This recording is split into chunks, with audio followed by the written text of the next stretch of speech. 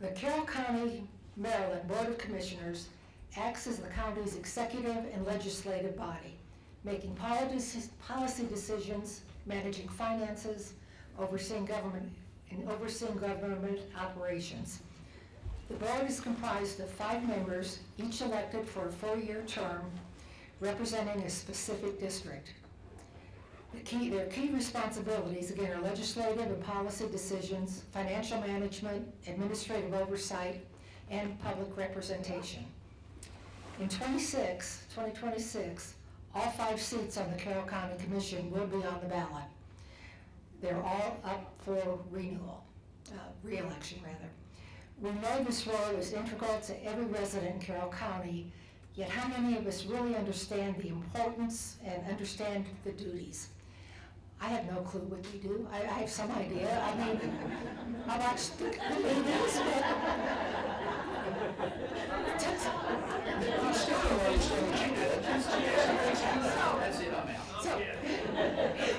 but we are all in good company.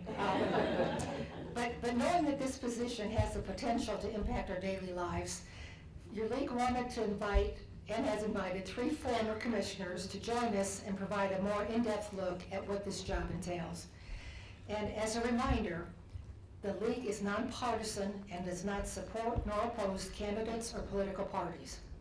Our goal tonight is simply to focus on educating and informing voters on the role of this important position. Time providing, and we're sure there will be a Q&A following the panel discussion. If you have questions you would like to submit, there were pencils and cards available, and we can kind of walk through and hand more out if you need them now. And then we'll collect those and then handle the questions that way. Now we have the pleasure of introducing our former Carroll County Commissioners, who will provide a more in-depth look at the responsibilities of this key position and the staff who support them, as well as our moderator for the evening. So we'll start with Jeff Griffith, alphabetical order. Jeff moved from Baltimore County to Carroll County in 1972. He received 2 master's degrees in both education and liberal arts from Johns Hopkins, a law degree from the University of Baltimore, and a PhD from the University of Maryland. He has over 20 years teaching in public schools, community college, the former Western Maryland College, and the Baltimore College School of Law.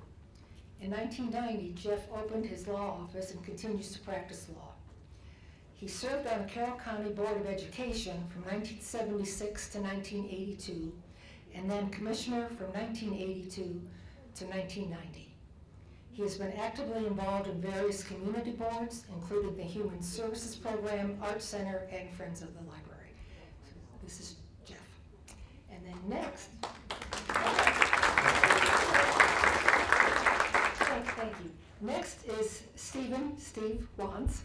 He is a lifelong resident of Carroll County and resides in Westminster. He is a graduate of the Baltimore Fire Academy and attended various courses and programs at Johns Hopkins, Western Maryland College, and UMBC.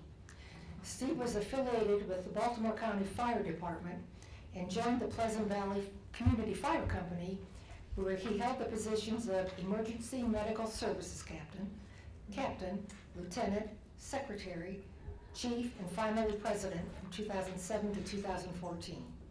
He also has been actively involved in various community boards and advisory groups in Carroll County, including Carroll County Community College, the Planning and Zoning, Emergency Services Advisory Council, and the Carroll County Public Library. So that is Steve. And Richard Weaver, Dick at the end. He is a lifelong resident and farmer in Finksburg. He graduated from the University of Maryland and Western Maryland College. He served in the Army Reserve from 1969 to 1975. He's served on the Carroll County Board of Education from 1976 to 2013. He's a teacher, administrator, coordinator, and coordinator with the Career Connections Program. He also was District 2 Carroll County Commissioner from 2014 to 2022, and today he runs his Hickory Hollow Farms.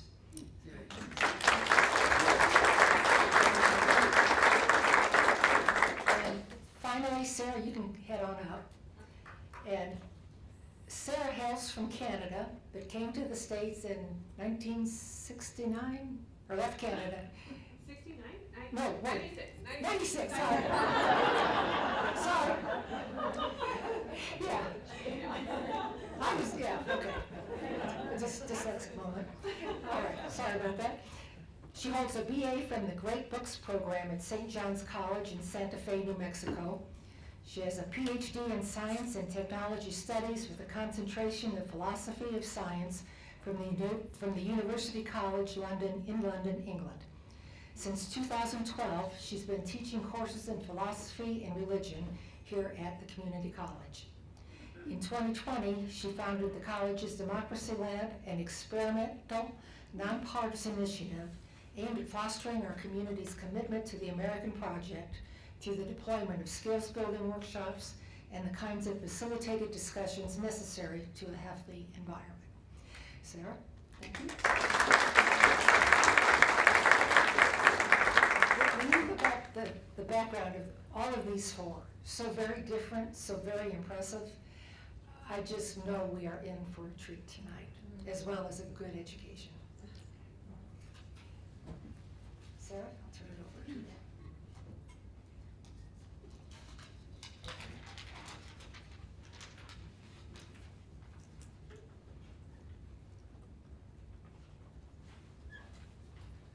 Good evening, everybody. What a thrill to see so many people here. Thank you all for coming out. Thank you to the Carroll County League of Women Voters and to my lovely college for hosting this first of its kind discussion. I think it's going to be a great time. Thank you to the commissioners and to the Carroll Media Center for providing the recording. We have lots of ground to cover tonight, and I'm sure you all have questions, and I want to make sure that I leave time for you to get your questions answered too, so I want to just go ahead and jump in. So to begin, and is the sound okay for everybody? It's working? Okay, good. I think it makes sense to explore some of the core duties and responsibilities associated with the position of Carroll County Commissioner. Right, because as Cheryl suggested, I think a lot of us probably don't know really what they do. So I'm just going to throw it out to the three of you, a few duties at a time, and you can just jump in and talk about how each one lines up with the role of commissioner. So Cheryl mentioned legislative and policy-making function, which is, I guess, what the first thing we think about when we think about a county commissioner. So, do you guys, any of you want to jump in on that? What does that look like? I'd like to express, first of all, that I'm gratified and amazed that any of you think I have anything to add to this conversation. So I've been out of office since before some of you were born. Maybe not that many of you, but the first thing you got to, in my view, and I want to thank my colleague who runs into buildings when everybody else is running out before you go front, and my other colleague who served in the Army. Thank you, gentlemen. Anyway, the first thing I had to learn was how little I knew. I had spent 6 years on the Board of Education. I had training and background as a teacher. I had a master's degree when I came on the board, master's in arts and teaching. And actually, by the time I got to the Board of Commissioners, I had the doctorate from the University of Maryland. And all of that and $5 gets you a coffee at Starbucks. Okay, seriously. Well, I haven't been to Starbucks in a while, and there's probably a reason. I have a credit card, so that's a good thing. Anyway, so I think in terms of decision making and establishing policy, the first thing you got to do is figure out what you don't know. And that was, in my case, not that hard because there was very little that I actually did know beyond what was going on in the Board of Education. So we have departments I'm sure it's changed a lot since 1990, which was my last year in office. Parks and Recreation, the library, and so on and so forth. The people who run those are streets and roads and all that.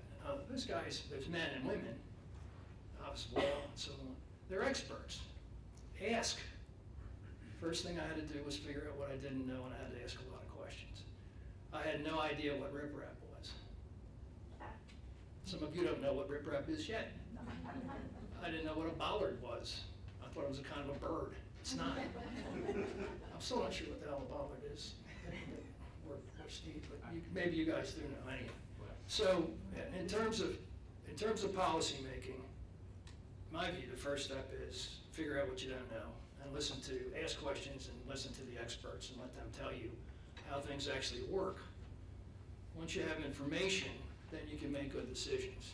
You can still make bad decisions when you have information, but you're more likely to make a good decision if you have information. That's sort of an overview of the process from my perspective. You want to jump? Go ahead. I gotta push a button, so I got two things I gotta do. I gotta talk and push a button at the same time.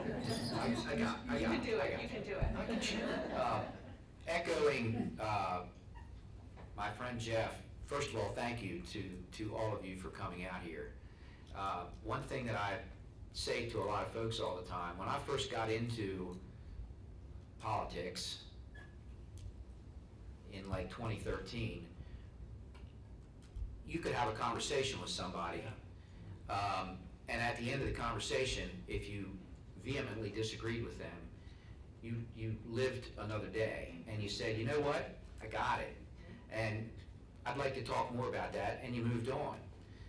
In the 8 long years that I served, along with my good friend Dick, that rapidly went downhill. By the time I was out in 2022, you could not have a conversation with anybody, and you were considered the enemy. And now we're in 2025, and it's a mess. But I digress. Thank you all for being a part of this and wanting to be involved, because I share that story because it's a blessed thing that all of you still want to be involved when we're going through times that we are. As far as the commissioner is concerned, the role, I always said that I knew a little about a lot. That was my sort of MO. Now certainly the fact that we had, well, in Jeff's time 3, and then we expanded to 5, I thought was a good move. I don't like the way they set it up. I think they should be staggered, because I don't like the fact, and it was mentioned, that in 26, all 5 were up for re-election. I think they should have done a little bit better with setting that up, so that there was some consistency in the event that all 5 go. Of course, sometimes people want all 5 to go, but anyway, that's that's what I did, but that's what I thought. I knew a little about a lot.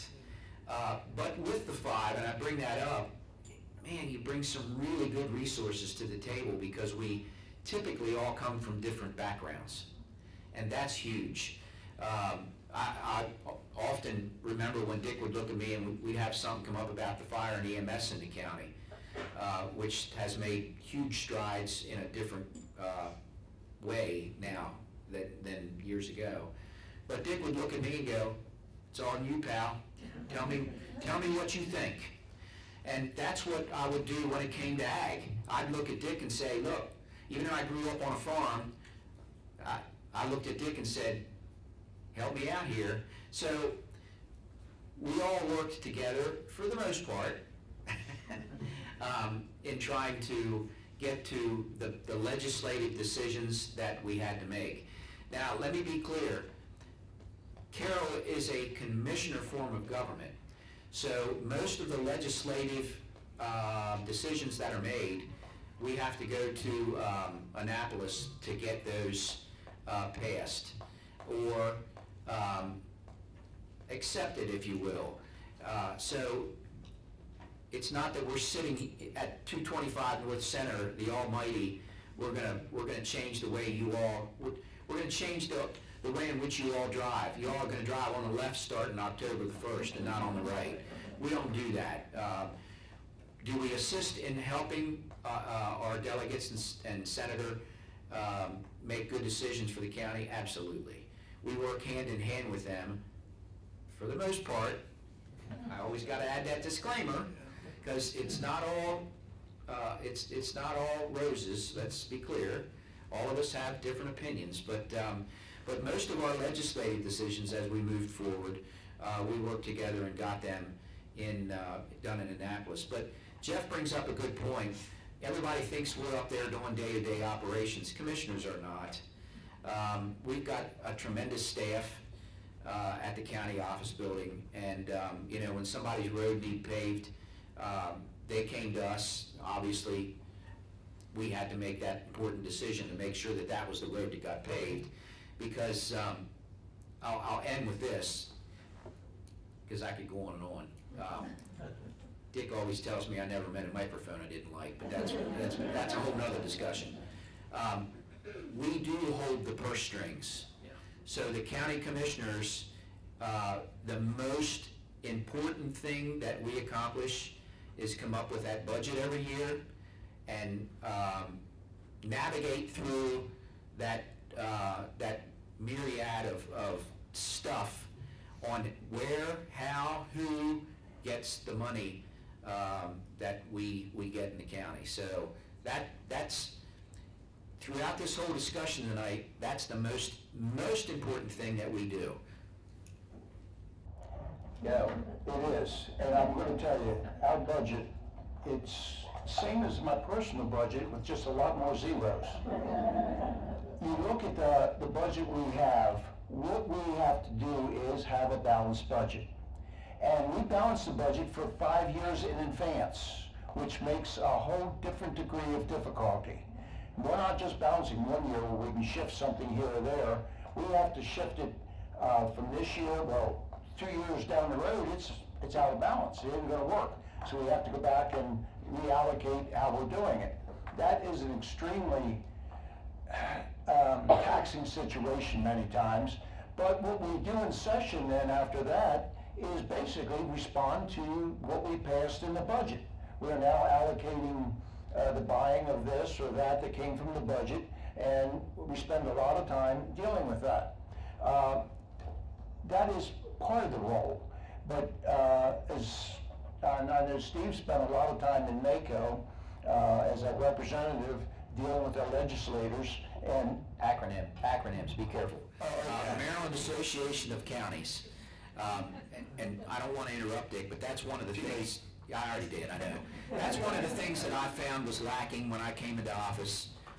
I had a senator from another county walk up to me on the street in Annapolis when I first got in and said, "Steve Wantz," because I got introduced to him, "you're one of the new commissioners." I said, "Yes, sir."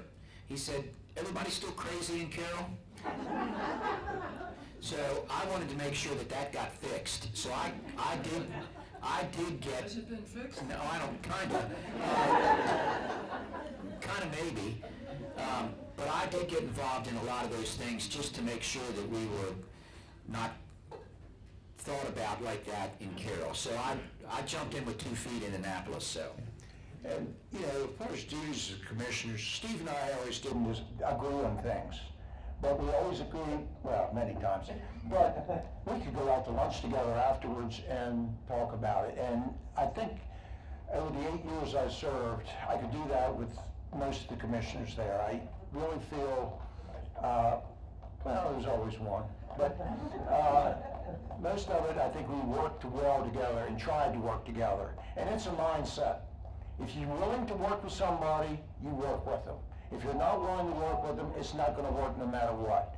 And I think that's, hopefully commissioners coming up, you start voting for people who, will they have that mentality of not working with anybody, or are they going to reach across the aisle, talk, and get the partisan politics out of it? Because the main job of the Carroll County Commissioners is Carroll County. What's good for Carroll County, not what's good for them, what's good for their district, what's good for the entire county, and sometimes that's a hard decision to make, especially if it affects your district. I'll give you an example, closing schools. That was one of the toughest decisions I think we ever made on this, and the Board of Education made it, but we had to vote on it. But still, that is one of the toughest things I think we did. And Steve and I were both affected by that, and many sleepless nights on that decision, I will tell you that. The other thing is, you know, we do have a staff to help, but I know a lot of people in Carroll County. I still get phone calls. I get about one a week. Somebody asks about something, how to navigate something, what's going on here or wherever. And you got a call from everything from a dead skunk in the road to a dispute they're having on property or whatever it is, and we had to find an answer for it. The county commissioner form of government allowed me to go right to the department head. I could talk to him, I could come up. We had a solution many times within an hour. If we go to a different form, sometimes it may take weeks to do what a commissioner could do in an hour. So I do love the form that we have at the present time because of the freedom it gave us to deal with individual citizens. And you don't know how many times my wife and I went into a grocery store, somebody caught me right inside the door, they had a question. Well, my duty is to listen to them. And I always kept a 3 by 5 card in my pocket, so I jotted down what it was so I didn't forget it. And many times my wife's finished shopping, she picked me up, I've talked to 3 or 4 people that are maybe 10 feet, which I didn't mind at all. But still, that is part of the job of commissioner. You're there to listen to what people need, do the best you can to help them with their needs, or explain to them why it can't happen. And one of the pet peeves of mine was use of common driveways. They work for a while, but a use of common driveway after we sell houses is a civil matter. It's not a commissioner matter, and you have to explain to them that that's not the commissioners that do that, but somewhere down the line, planning and zoning allowed them to happen, but they create more headaches, I think, than a lot of other areas. Jeff, do you agree with that? We should add to that the water ponds that for stormwater runoff that are in many communities. They belong to the community. They don't belong to the county. Yeah. So the use in common driveway, oh my God. They don't belong to the county. You have to explain that to people. Yeah, there's also the issue of state roads versus county roads. Oh my God, yeah. There was a very unfortunate death back during the time when I was on the board, between 82 and 90, that occurred on 27 north of Westminster. It's a state road. There's a dangerous turn there. I don't remember all the details, but we were flooded, and it was awful. I knew the guy who died. Probably a lot of people in this room do. I don't remember his name anymore, but it doesn't matter. So we had people coming to meetings demanding that we fix that road. It's not a county road. There's not a thing. We of course got in touch with the state. The state roads was cooperative. They did what they could in terms of rumble strips and some other things, but the curb is still there. So there are all kinds of those layers of things that you don't know are going to happen when you go in. So I'm going to jump in here because we have gone from my original question, which was about legislative and policy making We weren't listening. We knew it. through the financial management, because we did talk about the budget and what is involved in that, to constituent services. And I do, I think your reflections are very interesting because I think oftentimes as members of the community, we go to the county commissioners and we're like, we have a problem, you need to fix it for me, right? And as a commissioner, your job is to sort of balance the short term versus the long term, the individual versus the community needs, right? And I think that could be a really hard set of interests to navigate, right? And to try and come out on the right side of. So in the interest of time, because I have other questions and these fine people all have questions too, I would like to ask you, so there was legislative policy making function, there's financial management, there's constituent services, public representation. As some of you may not know, they are responsible for the Board of Health. You guys manage the Board of Health. But there's also administrative oversight. Can you maybe talk briefly to that role as a county commissioner, what it's like to manage operations, the Department of Public Works, board appointments, that sort of thing? Go ahead, start. Yeah, so that's it's a little different than what it sounds like. Carroll County has a chief of staff and has for many, many years. The chief of staff in the county runs the day-to-day operations. Now the county has expanded where there's a deputy chief of staff. That came in after we got out. But they are actually the ones responsible for managing personnel and doing the day-to-day decision-making that needs to be done, along with the directors of each of our departments, because there's 14, I believe, 14 directors. And then from directors, there's bureau chiefs, and it's sort of like one reports to the other. There's directors, deputy directors, bureau chiefs. Chain of command. Chain of command, there you go. I should know that, being in the fire department. So that day-to-day operation thing is done by them. Now, we made sure that we met with the chief of staff as much as we could to get a report on what was happening day to day.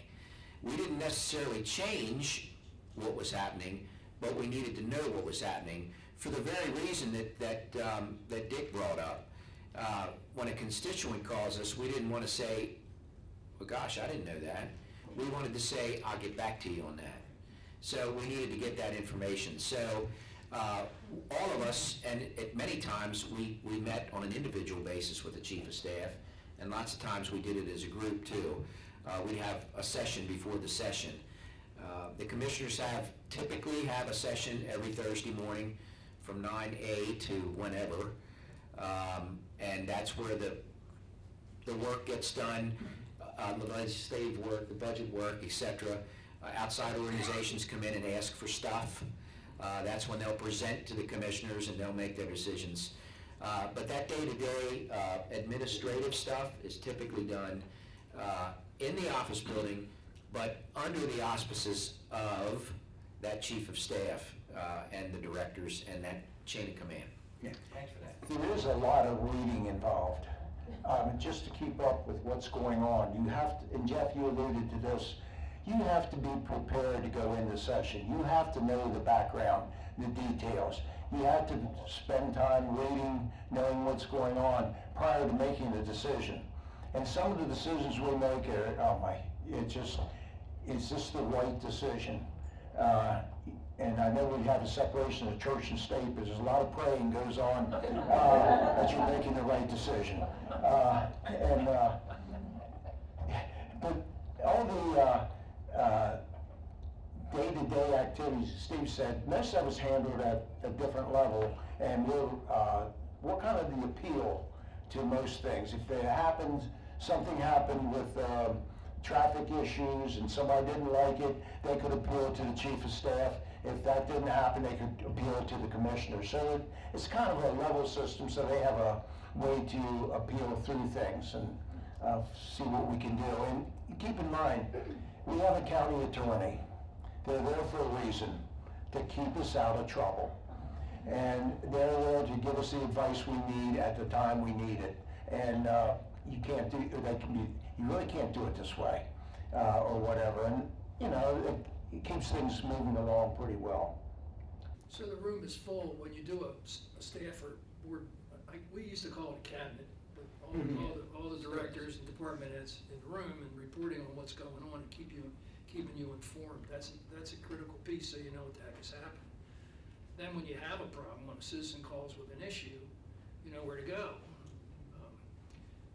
And the people who are the experts are the people who are running the show, the bureau chiefs, the department heads, the bureau chiefs, and all the way down.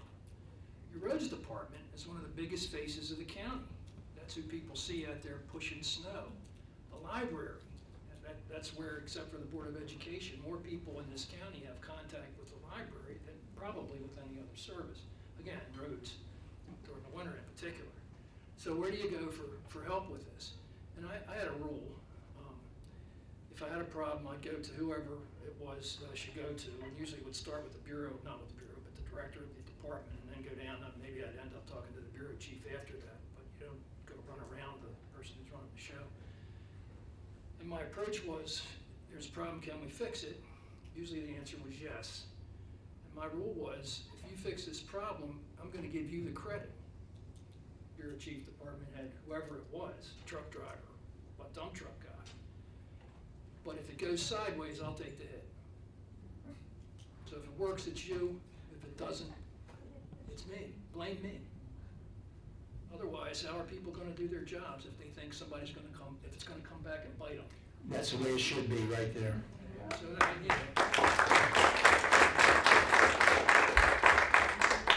in terms of how you run the show, I think delegation is a critical piece.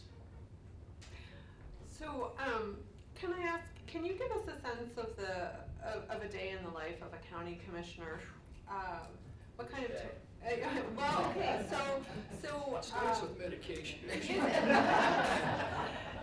there kind of a rhythm, a natural rhythm to the day, a natural rhythm to the Let me year? give How you, is time divided? if I may start. Yeah, sure. Day in the life of a commissioner joined with your other life, if you have one.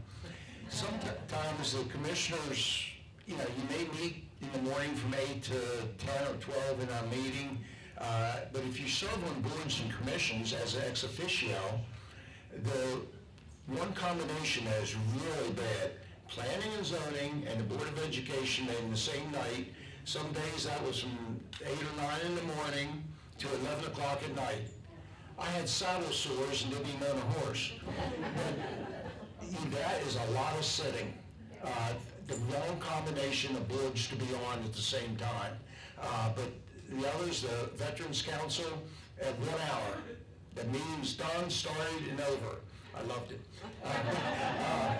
And they accomplished just as much. But I think, you can get back to looking at the day in the life. Sometimes you got a couple hour break.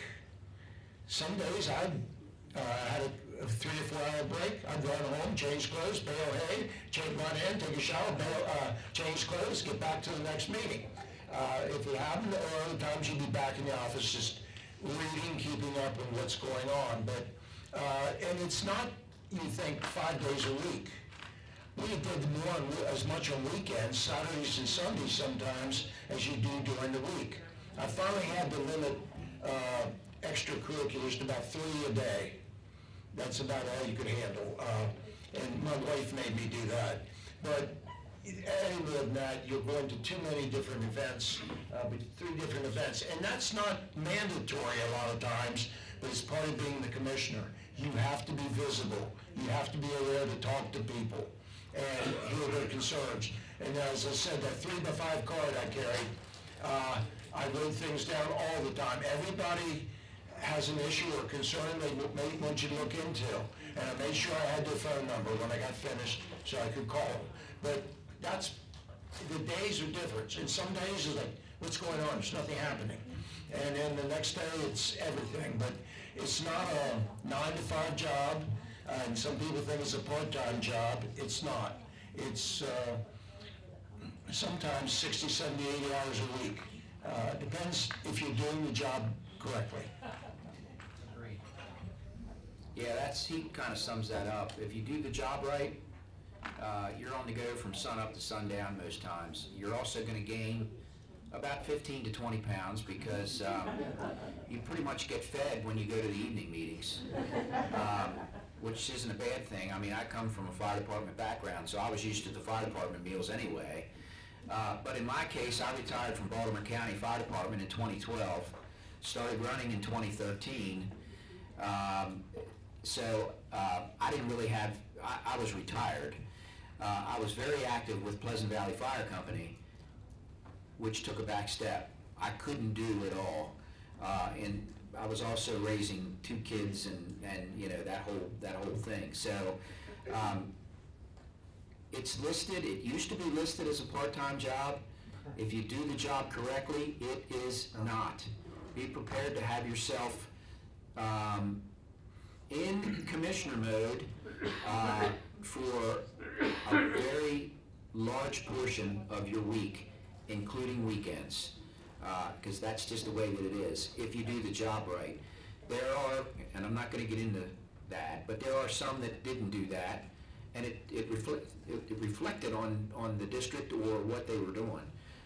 But if you're involved, and it didn't matter what district, I mean, I always gave Dick a heads up, or well, it was actually a warning. I always said, hey, I'm coming over to District 2 today, you might want to send out the troops. But we'd work together and we'd cross districts a lot, you know, and help each other out with that, because even though you're elected in a district, and there's 5 of them now, you're still a county commissioner. So that's the other thing you have to learn. I learned a lot about Eldersburg, and I grew up in Pleasant Valley. So you got to, and the Eldersburg commissioner, after he was done with me, learned a lot about Pleasant Valley. So, you know, it was just, you have to be able to give and take, but it's a tough, time-consuming position. I want to add something to a comment that you made earlier, Steve, about comedy and about courtesy and about treating people with some respect. My life hasn't been threatened at all since 1990. This is not a joke. My life was threatened more than once while I served. So things started to break down before you came in. It was around the middle of the 80s and the early part of the 90s when all that started to come apart. But I do have, talking about cooperation, I served on a 3-person board that was elected at large.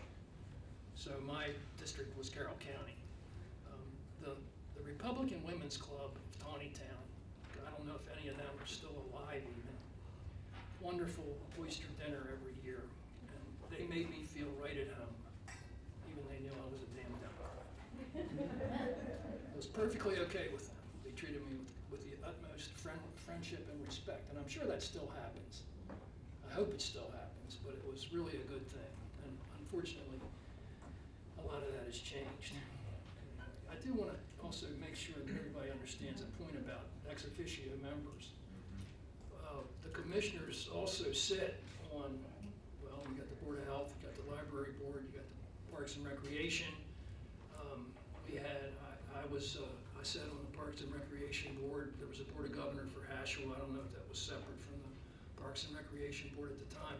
One of us went to the Board of Education meetings, and so we could bring back to the commission meetings insights about what was going on in those various boards and agencies. And that's a big part of the job, which you alluded to. So, yeah, it was, there was a lot of that extra.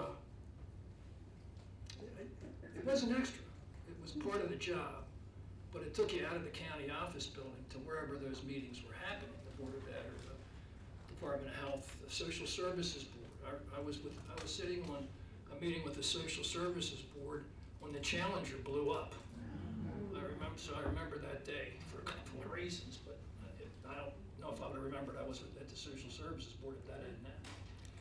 But that's the kind of thing you're doing, these roles that are really an important part of your job, because you're going to bring whatever you learned at the Social Services Board or the Parks and Recreation or whatever back to the meeting with your fellow commissioners and try to make something happen. We served on ex officio and same thing, a lot of boards, commissions, but we rotated. Every couple of years, or a year or two, we rotated commissioners on that board, so no one got really entrenched or a control of a board as such. And that, I think, was valuable. You got on a board, you weren't sure 100% what you're doing. When you got off of it, you really knew exactly what was going on. And I took the liberty this week, I stopped by the county office building. Huh? Yeah, they let me in. I didn't even have my badge, a retired badge. I didn't have it. They let me in. Which one time, I have to digress here. We always used the back door going in. and I forgot my badge, where I could rap on the window, and usually one of the mail ladies would recognize me and let me in. This young lady's, I don't know who you are, I'm not letting you in. Okay. So I went around the front, got in, the police officer recognized me, let me in. But the fact is, she was brand new. She was told what to do. I found her later in the day, and I had a Carroll County Challenge coin we used to thank people for what they've done. And just in front of her staff, I said, thank you for what you did. You did your job that you were supposed to do, not let me in. And I presented her with the challenge coin, and she was doing exactly what she had to be doing, and I wouldn't let me in either if I was her. But I did pick up a brochure, and it was basically hard to find, but it has all 34 boards and commissions listed here. I think Stacy, you're on the Police Accountability Board, Francine, the Veterans Council, but these boards and commissions you serve on, there's 34 of them, there's a list of them on the back. This brochure, I think you're going to duplicate it. I can only find one in the whole building. So I had a bunch, I used to give them out at when we had public forums, but I'll have them duplicated here. But all these boards and commissions, I had served on the environmental affairs years ago. I found it very rewarding. It kind of gets you started in politics, but any of these boards and commissions, I'll give it to Sarah later, and she can have it duplicated. It's a place to get started. Are you interested in a little bit in politics? Can you serve a little bit? Yes, and I think you'll get a benefit from it. If you don't like it, you simply resign, and the commissioner will replace somebody else. Stacy, I know you've put a lot of time into this, and it's been tough, but Yeah, well, it was time consuming. I'm off now, yes. so, but it was well worth it. Yeah. Francine, you, Well, I mean, I'm staff. yeah, but you were at a meeting. Yes, but I go to every meeting, and it's good to hear from the community, and I do appreciate the support from the commissioners for our program. Yeah, and for the commissioners, we learned a lot about what's going on in areas we didn't even know about, so. So let me just piggyback on that. This is a really good place to start, and you can have a real impact on your community, and it is nowhere near the time commitment that, being a commissioner is. So I want to back up a little bit for my next question, to ask what made you decide to run, right? Like what drew you to public service, and what was the experience of running for public office like? Jeff, So that's Remember, guy- we're trying not to discourage people from participation. So just to set the stage here, this guy used to run into buildings when everybody else was running out as a firefighter for a living. God bless you, sir. And so that sort of sets where, when you tell the story, They told him the building was on fire. I've got a story. But when I retired in 2012, I was so involved in the county, in the fire service and in various committees and on some of these things as well. A group of people thought that I would be good as a commissioner because of my experience and the amount of things that I had been involved in and the way in which I felt about this county. And so I was very reluctant, but a strong group of people got behind me. One day, there's a local establishment near me. it's a restaurant.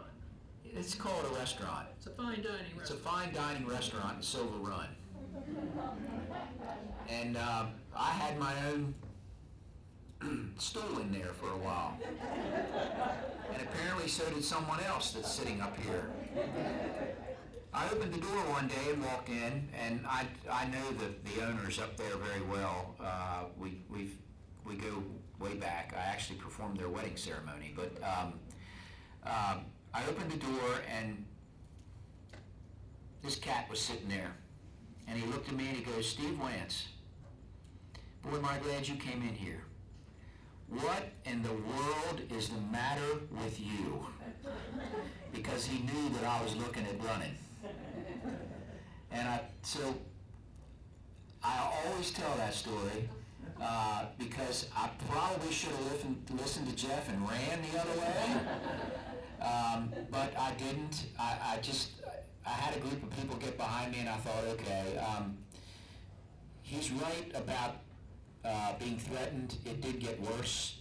There were several occasions, especially during COVID, that folks didn't really like me too much. That was when I was serving as the president of the board.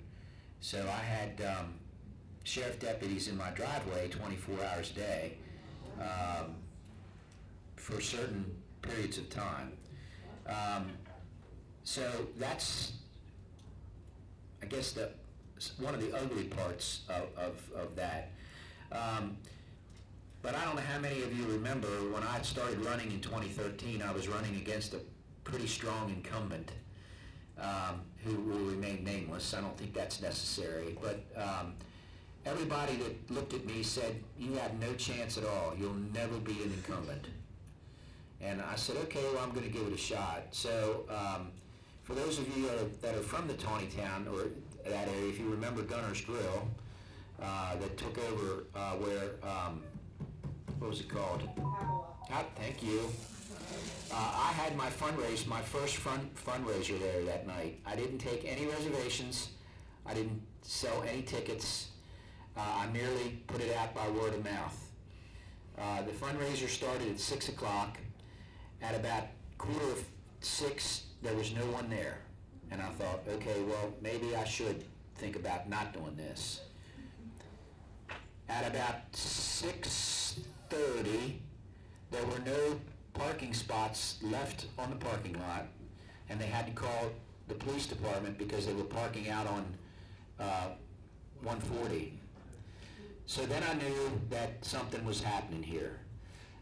So a lot of good people with common sense got behind me, and to this day, that's how I decided to run.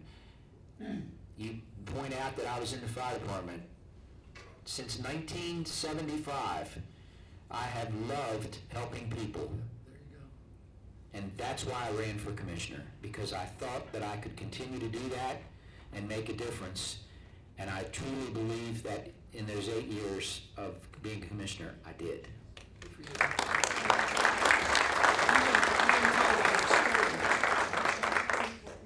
My good friend Steve didn't tell the whole story about the time we met each other at a certain fine dining establishment in Silverman. I said to him, look, first of all, are you out of your mind? I did say that. I asked him. Well, you said, what in the world's the matter with you? Something like that. But then I said to him, look, there are only two things that can happen when you run for county commissioner in Carroll County, and they're both bad. You could lose, or even worse, you could win. So I also want to reflect on the community service aspect of this.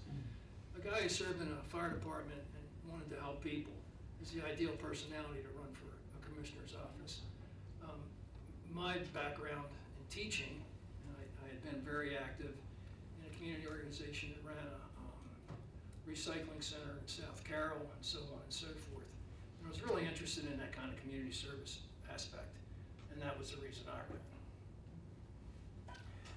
Well, I don't have that interesting story. Mine happened in a totally different environment. But I know what it was. I could tell your story, but go ahead. Actually, it took me 42 years to get out of high school. 4 years in high school and 38 years teaching. And all of a sudden, it hit me in like March of 2012, or 13. I don't want to do this anymore. And I don't know where it hit me from, but it's just one of those things. I was always told, Ed Bowson, athletic director, said, when it's time to retire, you know it. And he was right.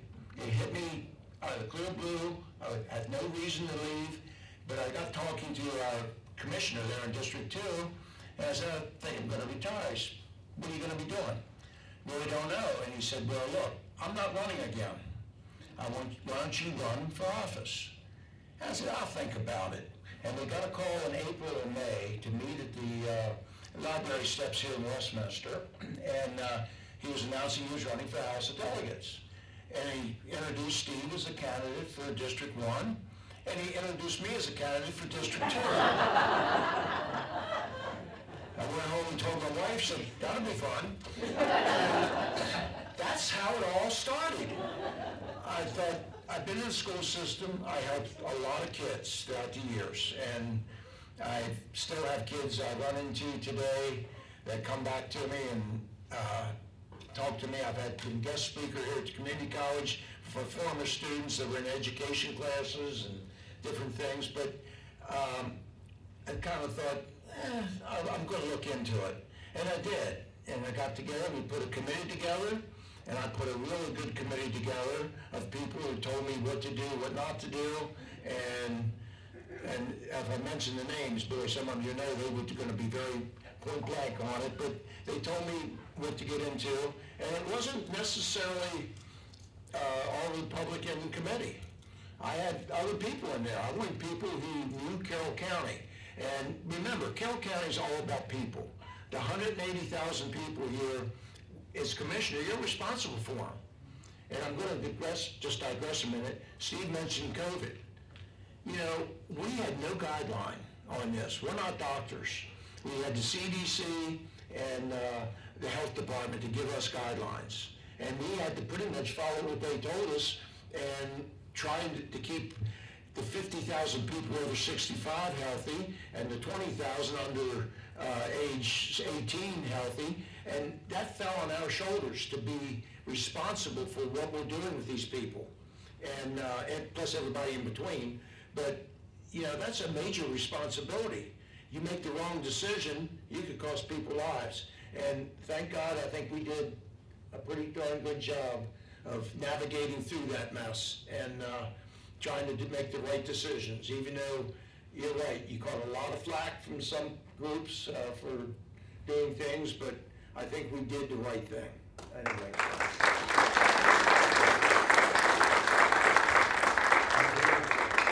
So I hear a strong through line of service and helping people, like and this position is being a vehicle for that.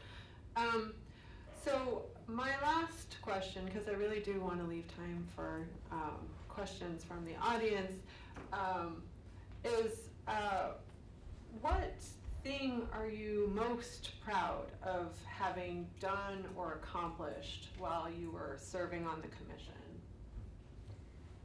You know, I had a Boy Scout ask me this not really too long ago, and he was like 8 or 9 years old, a Cub Scout actually. He said, what was the most thing I accomplished? He stumped me. I mean, I'm like, well, what one thing to do? Now, I'm very proud of the Veterans Council and the Veterans Celebration. I think I've pushed really hard to get that started for the veterans in Carroll County.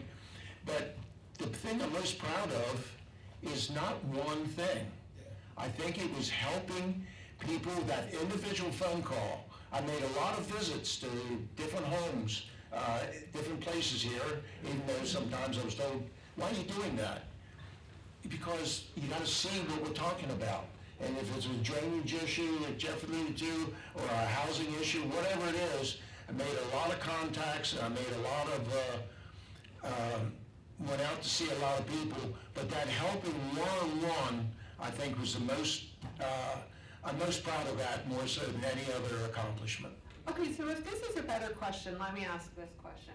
What is the best thing that you've taken away from this experience? What's the most valuable thing that you've taken away? What for you makes it all worthwhile?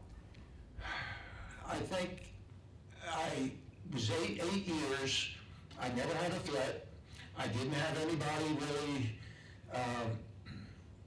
after me for anything. We talked through things. I think communication was the key to everything. And if we can communicate, we can solve a heck of a lot of problems. But you know, when I look at the whole thing, I look at who's running for office and why sometimes. And I have one question I want to ask anybody who runs for office. Where do you intend to be in 10 years? if they're running for office in Carroll County, and they're making decisions legislatively, planning and zoning, and they don't intend to be here in 10 years, I'm stuck living with their decisions. I don't want that. If they're not gonna be a resident here, I won't vote for them, no matter if they can be the best candidate out there. And that's one thing I've learned through this. We have some people, and not commissioner-wise here, but, well, yeah, in commission, every aspect of government that are in it for the wrong reasons. And that bothers me more than anything. We have people in it for their own greed or whatever, and I hope I didn't portray that at all. And I know Steve didn't. And so I know we're in it for the right reasons, and Jeff, you have a reputation as being very honest and good guy, so I know you were in it for the right reasons. But that's what I'm most proud of. I think I served our county well. I think it was Thomas Jefferson said, leave your trade, serve your country, and go back to your trade. And I do believe in that.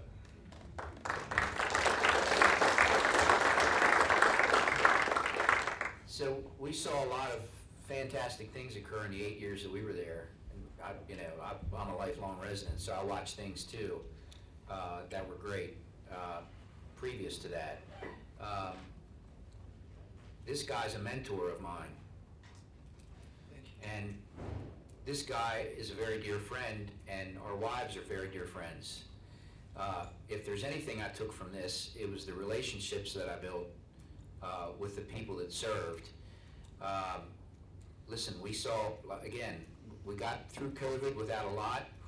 I lost two very dear friends that served as paramedics through that time, which is why I thought a little differently than some people did about COVID. I also saw the county go to all AAA bond ratings during our tenure, which is huge for us when we're selling bonds and trying to finance some of the buildings that you see here, like the one you're sitting in. So that was huge. We saw the transformation of the fire and EMS service, which was near and dear to my heart, to have a volunteer career combination system now. But in the end, for me, it was, again, I'm going to echo Dick. In the middle of everything that would go on, I'd watch our staff at the county office building and see how hard these people work, and watch the dedication that they had, and felt proud every day that I could help lead them through a lot of stuff that goes on in this county so that we keep Carroll, in my mind, the #1 county in the state of Maryland. So, I'm glad it's over. I never do it again. I did have a threat or two, but after that too, some of you in the room know that I'm still serving in some things. I love serving on the library board. We've got the #1 library. That came from some of the library board members back there. I set them up. Anyway, we've got the #1 library system in the state of Maryland, in case you didn't know that, and we've had that for quite some time. Those folks do amazing work, and you know what it comes down to? It's not about me serving on their board or whoever, it's about staff. And all those people most of those people are county residents. That's amazing. If you went into that county, well, I'm related to like 50% of them, but the Wantz name's been around a while. But it's staff, it's about people. Dick, so did you, Jeff. It's about people. So I loved every minute of it, even though nights were sleepless, many nights. But just helping to serve that's the one takeaway, helping to serve. And just go to the Barrel of the Books to see an auditorium full. The bleachers are full. These kids are into this. That is amazing. And I just wanted to second that. Our library is fantastic, and we have built up a reputation in the state that most counties can't keep up with. one of the first things that the board I served on, one of the good things about the board I served on was that I only needed one more vote to make something happen. You guys had to get 3, so it had to be a little harder. But one of the first things we did, it's about the people. The staff of Carroll County then and the staff of Carroll County now is amazingly good. There are a lot of really good, hardworking people. And they're not looking for credit, they're looking for results, and that's important. Credit's not important. Who gets the credit doesn't matter. Results matter. Well, one of the first things our board did, back when I only needed one other vote, but I think I got it for this one, we had 3, was to do a salary study to make sure that our salaries were in line with salaries of other counties. Now, this was in like 82 or 83, a million years ago. Deep in the, lost in the mists of time, way back there. That was one of the first things we did, and that was about empowering our people. The best thing you can do with power is give it away. The best thing you can do for power is give it to people who know how to make things happen with that power, and then support them. I used to say to people, make me look good. Of course, I'd like you to make me look good, but get it done. And again, if it flops, it's on me, but if it's a success, it's on you. Now, we built this building, I don't know about this building, but one of the toughest votes I ever got was to get that glass ceiling in the main building out there. We finally got the funding for this, whatever that's called. That was a bear. It was hard to get that done. And as you get a second and maybe a third vote for that. Donald Schaefer was the governor at the time, and we got him out here. He liked me because I was the only Democrat on the board. And so we got the funding for that. I think my name might be on this building. I'm proud of empowering people. We got the Human Services program started. That happened because myself and some of the other leaders, Dr. Neslet, George Geist, the Youth Services Bureau and the Department of Health, Martha Mikowski, who was the library director in those days. We got a bunch of people in a room, from heads of all the agencies. The ARC was there. I'm sure that either Dick or his predecessor was there, I can't remember who all was in that room. And we got them all in the room. We said, look, you are not talking to each other. We got the ARC running buses all over the county. The Office on Aging needs transportation for our elderly citizens. They're not getting it. What are we going to do? We're going to keep we close the door. You're not leaving until we fix this. So I'm proud of being able to help people talk to each other. I'm proud of helping people, let's find a way to solve problems. The Human Services program, they're still going on.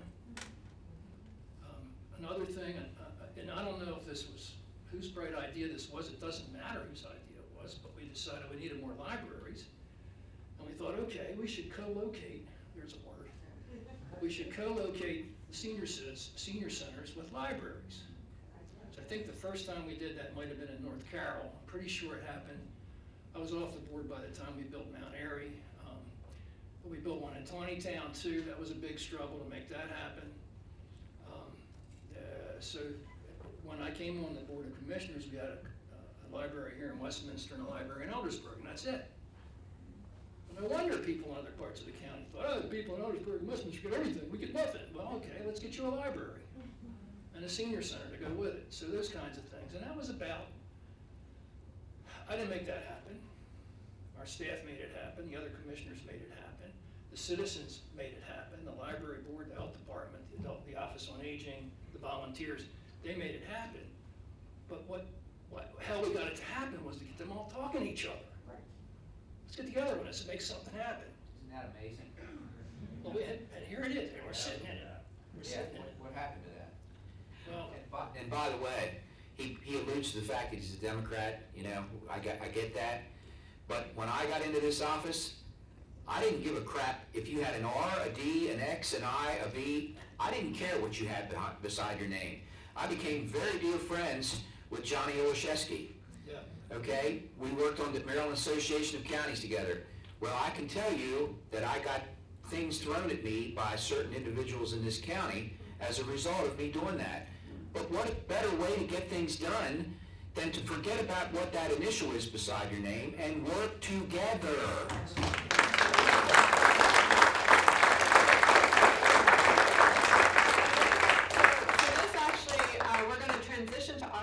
questions, and that actually provides a perfect transition to our first question. And apologies to those of you whose questions I am not able to get to. There are more than we're going to be able to manage Give tonight. it to us and we'll email you.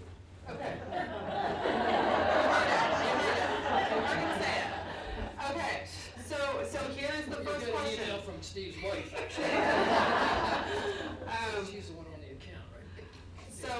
So from the crowd, given the difficulties of my team versus your team, how do we get the BCC back to the level of civility we observed while you all were in office? You have the power. Yeah. Vote for the right people to put in office. That has gotta be the answer to all this. The people have the power to make things happen. And some reason, sometimes people don't show up to vote. They don't, maybe not enough to vote in one area or another, but we gotta get good, strong candidates that people can get behind. That's probably the bottom line, but for those of you that used to track Dick and I through those 8 years, or know what we went through, we worked with some interesting individuals. We really did. And you know how we all finally got working together? We talked to one another. And even though we would disagree, and we worked with one individual that he disagreed a lot. But I'd take him aside and we'd talk. And he'd come out of my office some days and say, you know what? I see your point. But we talked. I don't know how to get back to where we used to be. I don't know what it is other than trying to get the right people in the right spots. And I don't know how that goes either, because in some spots, you're not gonna get that. I mean, there's some people, I think there's some people that are out there that would love to run for commissioner and be able to get their voices heard. But when you get folks that are name recognized, I think it's hard to beat that. I'd love to see some new people get involved, and get some newer thoughts in there, but I'm probably going in a bad direction here. I'm gonna shut up. I'd like to point out that our campaign to re-elect the three of us is gonna start.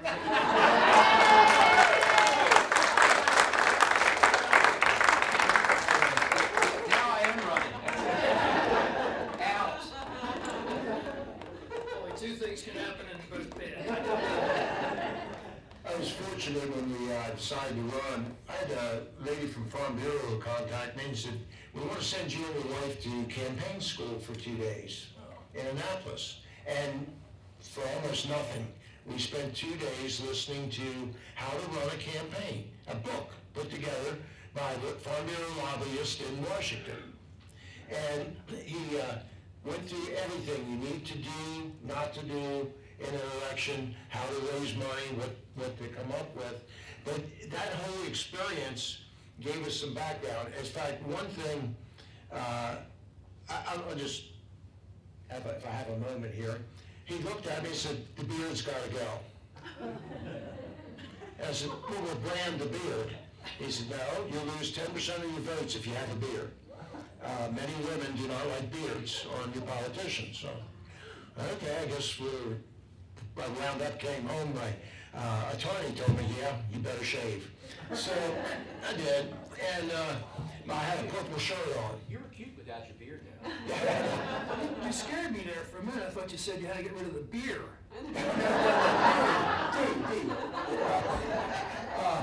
He's got good beard, he's got good hair.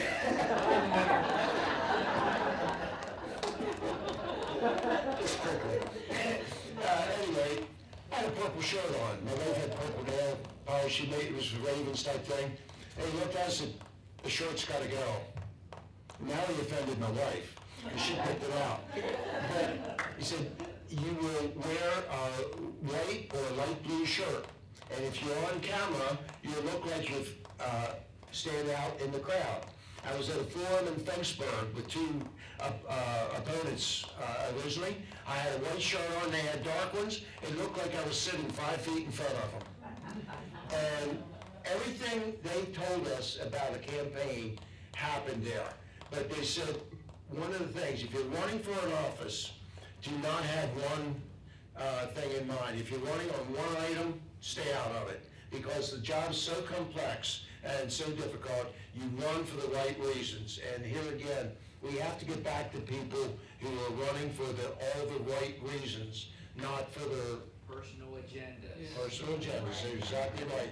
And that stuck with me more than anything. And he had a 95% success rate with the people in that room. So I think we learned a lot about what to do. I call it charm school, but it was kind of the school. It was worth going to. I learned a lot about what to do, and I've shared it with other people that running for office, what, you know, their analysis of what to do everywhere. I flunked out. I didn't have a chance to go. But I have a slightly different take on this. Part of it is I'm a little bit more bumptious than my colleagues. I think we have to call out the people who are making it hard for us to have comity, to have cooperation and collaboration. I think we have to call them out. I bought a T-shirt that says MAGA on it. Not that you guys are, but you can always have your names, so I gotta wonder sometimes. And it's MAGA, but it says morons are governing America.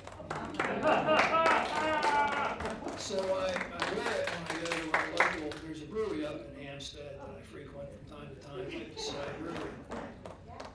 I'm looking for you there, I haven't seen you. Come by sometime. A young lady that I work with on a board happens to be the owner of that establishment. Yes, indeed. And one of the things about, this is a side I trip. think our next board meeting's there, actually. I hope so. Anyway, they do a lot of good work in the community. They give a lot of money away and they do all kinds of good things, including their engagement with the Carroll County Arts Council. That's a whole other story. But my daughter and I go up there to play trivia, and she says to me, she's a former director of the Arts Council. My other daughter's former chairman of the board of the library. God bless them both. Anyway, Dad, somebody's gonna punch you out. You're wearing that shirt. And I said, I hope that happens. I don't want to get punched out. But I would like to have the conversation, you know. So I think if there's a way to call out the people who are disagreeing with those of us who think we should have we should get along. We don't have to agree, but we should get along. Yeah, the No Kings Rally might be a place for some of those people to show up. We have to figure out a way to do that without guns and shooting and knocking people down and all kinds of other stuff. So I think if we could do a little bit of confrontation with the folks who don't want us to get along, somehow, I'm not sure what the answer to that is, but if we could find some way to confront in a collaborative, constructive way the people who don't want us to get along, that might be a step in the right direction. Now, how we do that, I should have been a psychologist instead of an attorney and a teacher. It's all about communication. I think you're right, Dave. I'm struck by what a good job you all are doing setting up my questions for me, because my very next question is, if you were voting, and you, Dick, mentioned part of your answer maybe already, but if you were voting for a candidate for commissioner, what would the top 3 requirements be for you to vote for that person, and this is underlined now, in today's political climate?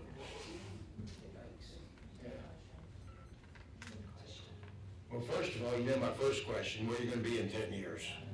I want to make sure they're going to be living with the ordinances and things they put into place. Secondly, I want to know some about their background. Can they communicate with other people, even people they disagree with? And that is, Jeff, you just alluded to it. It's the key. We have to communicate with each other. And the third question, I haven't a clue yet, but I'm sure it'll come up sometime here. So similar on that, I think people that govern here in the county should have lived here in the county for a certain period of time. They don't have to be lifelong residents, but it's certainly for a certain period of time, so you know the lay of the land. Number 2, I look at their backgrounds. What have they done? Have they raised children? Have they put children through school? Have they worked in the county? Have they shopped? Have they whatever in the county? Have they served on volunteer opportunities in the county? I think that's incredibly important. Number 3, I'm going to talk to them for a while to see if they've got any damn common sense. That's a good point. One thing though, they have to have the time to do the job. And so many people are pressured. If, I wouldn't be able to do this job when my kids were little. They were older. I was retiring from the school system. So we had time to do the job. You retired from the fire department. You have to have the time to make the commitment. And that's tough. People say, well, I'm going to work full time and still do this. It isn't going to happen. Or you're not going to be effective in your role as commissioner. And Jeff, I think he went back even to where you were. Yeah, I was able to get leave, not leave, but I did take some leave from a teaching job. I was at the community college in Baltimore at the time, and I got a reduced schedule so I could be here on in those days, the commissioners met all day on Tuesday and Thursday, but there was all the other stuff that we had to do. So I agree with your point, Steve, about the community service. I'd like to see somebody who's done something, who doesn't come, fully formed out of the head of Zeus and say, I want to be county commissioner. Wait a minute, what have you been doing? Have you been volunteering for anything? Do you, whatever, at your church, at your local senior center, whatever. Have you been sitting on, are you a member of a volunteer group of some kind? Maybe they distribute clothing to people who are in need. Maybe they do gifts at Christmas for families, whatever, it doesn't matter what it is. But what have you been doing? I'd like to see that first, some community service. The second thing, I'd like to see, the community service would probably tune me up or tune me into whether or not the person has the capacity to juggle. There's a lot of balls. You have to keep a lot of balls in the air in this job. So does this person have the capacity to do that? You have to be able to do a bunch of different things at the same time. And I guess the third key thing would be, do you share respect for other people? Or do you think you're such a hotshot that you don't have to listen to the people who know how to do these jobs? Okay? The guy who runs the Department of Public Work knows a hell of a lot more about bollards than I do. And riprap, and sight distances. I didn't even know there was such a thing as a sight distance until I got into the job as a county commissioner. I knew it, but I wouldn't have been able to use that terminology. So is this a person, man or woman, who's going to be able to listen to the people who know what is going on and take their advice and act? You don't always have to do what your staff advises, but you have to listen and understand what's going on. Can this person do that? It's going to be hard to do that if we continue to have our meetings at that fine dining restaurant. That's the kind of thing that the various forums and other kinds of meetings that go on for the campaign are they can help people find out. Those are the kinds of things. And you realize sometimes I'm speaking baby boomer to a millennial. We're speaking the same thing but in different language. And you have to be able to communicate back and forth. And I have a great deal of faith in our younger generation. I saw them in the school system coming in. I see them in the community college coming through. Some of these kids are unbelievable. And I have a great deal of faith in them, but we have to get them involved. And some of these guys are the ones we need to lead our county and lead our state and nation in the future. And we got to get the right mindset. And we got to get them speaking the same page, whether it's Generation X or millennial or boomer. We got to be able to speak it. I can't keep track of that. Well, Yeah, I don't know what this. that's because you're I don't know old. what this place is.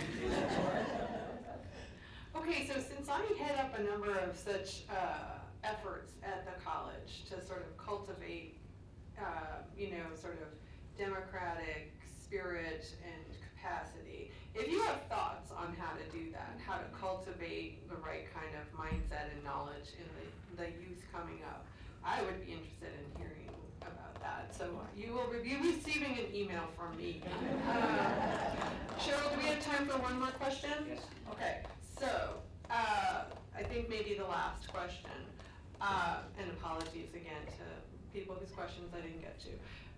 What would be helpful knowledge to have prior to running for a commissioner office, besides knowing that you don't know it all? That was my answer.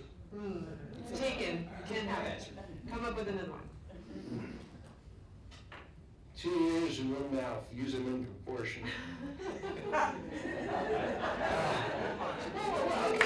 Or alternatively, what's a skill or a trait, a character trait, a skill or a character trait that is especially important for people to have? Listening. You know, being a person who's willing to learn. Yeah, listen. Listen and learn. We worked with a dear friend of ours that just recently lost his mom. Was commissioner with us. He had the 3 L's: listen, learn, and lead. There you go. And that pretty much sums it up. You need to listen and have that ability to be able to do that. And Jeff, you said it, so did you, Dick, a couple times about the folks that are working every day in this county to make this county what it is. The folks that are driving the trucks, the guys that are working on the guardrails, the folks in our senior centers, the folks in our libraries, you name it. Listen to them, listen to what they have to say, and learn from them. Because about an hour and a half ago, I told you, I went into this thing knowing that I was gonna know a little about a lot. And that's how I went the whole way. And I tried to listen every step of the way. So that's just the way that I think, that's my key to somebody that wants to run for this office. Is there any knowledge that's particularly useful to have in this role, coming in? Or is it really just a matter of being open to learning as you go? I think it's more about being open. I mean, you could be an expert in budgeting, or you could be an expert in, I don't know, in sight distances and whatever. It might be, but that's, there's such a variety, a comprehensive variety of things that are happening, all the way from the very mundane to the very complex. I mean, we have a humane society. Okay, I got dogs, but does that make me an expert? No. I don't think you can have a specific area of expertise that you prepare yourself for when you go into the office. It's much more, I think, valuable to be open and to have know a lot about a little or a little about a lot is better than thinking you're an expert in a certain area. I served on a board with an engineer. And he thought like an engineer. I'm not being critical. Thinking like an engineer is not necessarily a bad thing. I learned from there. But sometimes that perspective can be very narrow. And sometimes if you're an expert in that area, you don't want to hear anything anybody else has to say. So, general knowledge, openness, I think those are more important than being an expert in a certain area. I don't think it hurts that you have experience as a firefighter. I don't think it hurts if you have experience as a teacher, which 2 of us here did. But that's not enough. It's good to have that. You don't want to impose it on anybody.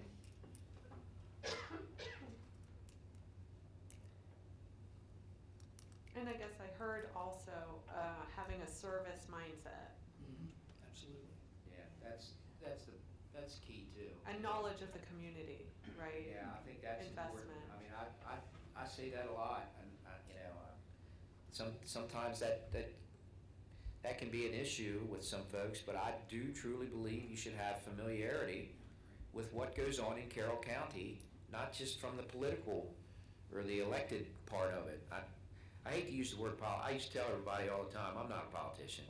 I'm an elected official. I'm a recovering politician. You're recovering, yeah. There's a 12-step program. I keep taking my I think it's about 24 steps, but I think a well-rounded person who has done stuff and knows this county to a certain extent is important. Know where Eldersburg is if you've lived in Kemar all your life. know how to get to Eldersburg, and vice versa. I mean, I talked to a lot of people in Eldersburg, and my wife worked down there for almost 20 years. She'd work with people that lived in Eldersburg that'd say, "You live where?" In Pleasant, where's Pleasant Valley? So you should really have a little bit of working knowledge of why this county is what it is. You know, one of the things you see, you need institutional knowledge. And you and I were on a meeting one time with the State Highway. And we had a plan set up for a town. And they said, no, not gonna follow through with it. A year later, 2 years later, a member of the council comes in, one of the same people in office yet, and guess what they wanted? Just what we proposed 3 years earlier, and they threw it out. And the money was gone.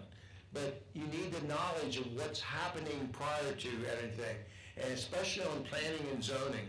That drives everything this county's gonna be doing for 10 years and the master plan, and that drives everything that we're doing here. You need some background knowledge of where Carroll County's been, where we're going, and what's gonna happen. And Jeff, I remember found in my office a paper written in 1980 on the vision of Carroll County. And the hospital was a small entity then. They needed a hospital, community college was part of it. They had written out, it was 4 or 5 pages of exactly what Carroll County needs, a vision. And I think that's the whole thing. We need a unified vision of where we're going as a county. And I'm not sure we have that anymore. Everybody's going different directions or whatever, and we don't have that, well, at one time it was agrarian society, everybody had the same idea, but not any longer. It's, everybody's going different directions, data centers and everything else, putting transmission lines through the middle of people's properties and things like that. Is it allowed or not? Or where are property rights or individual rights allowed and taken? So, you know, this gets very complicated. We get so divided in things. It drives me absolutely crazy now where we're heading as a society. But I hope some of our younger people can find some ways to pull us together. We need something to unify this country. And not a war. Oh, God, okay, that can't be the last word. No, we can't leave it there, yet I think we have to leave it there. So people in the room, please join me in thanking. Thank you again to everybody for coming out.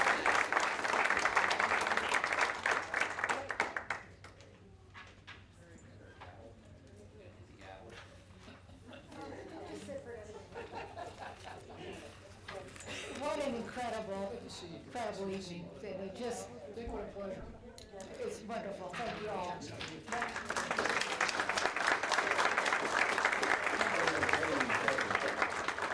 By the way, kudos to you and whoever put this together. Yeah. This has never happened before. Really?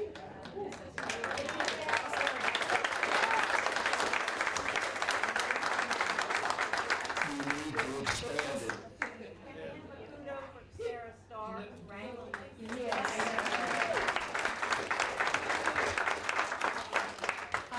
I'm smart enough to know what I can't do, and I could not have moderated this tonight. I just didn't have that skill set, and thank you so much.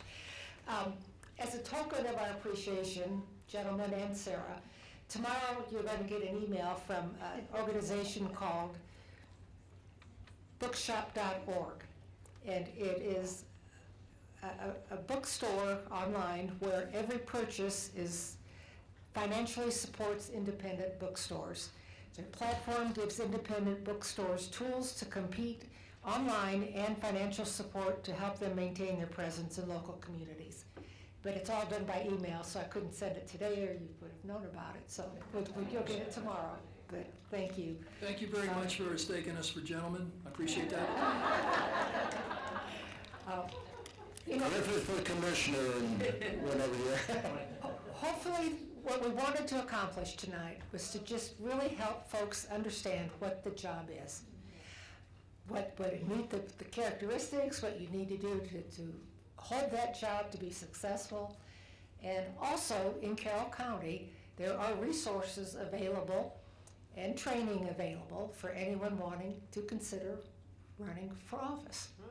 And those resources are there. And hopefully this is kind of, you put a little bug in your head that maybe I could do this. And maybe you could.